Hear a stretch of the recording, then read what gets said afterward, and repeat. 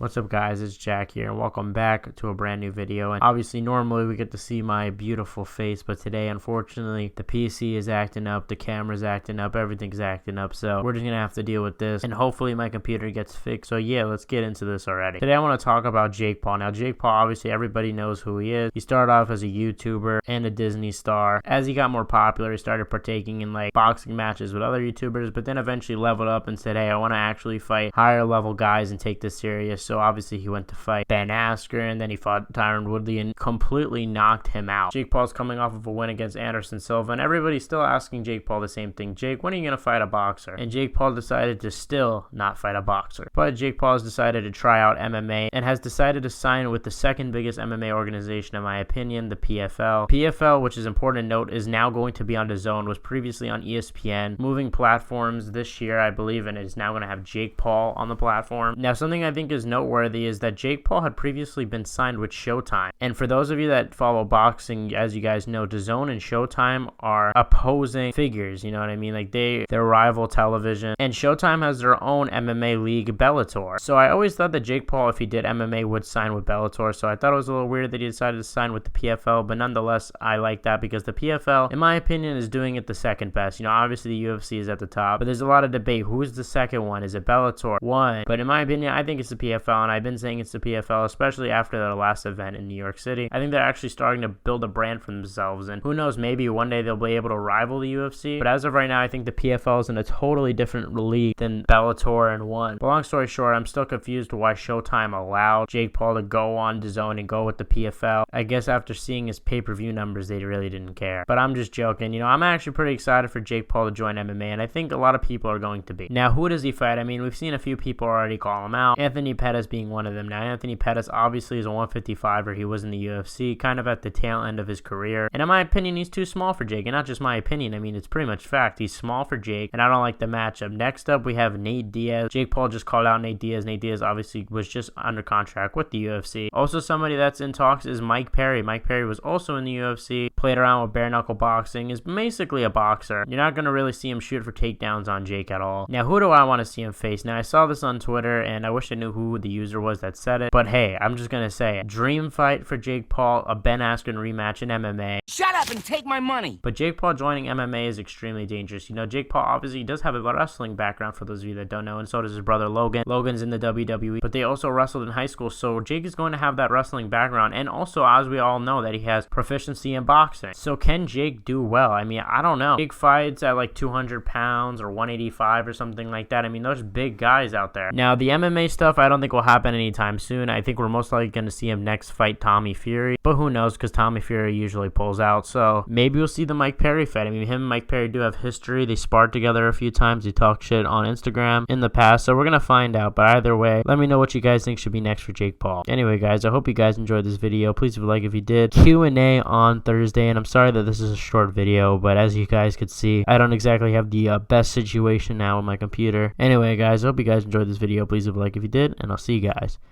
in the next one.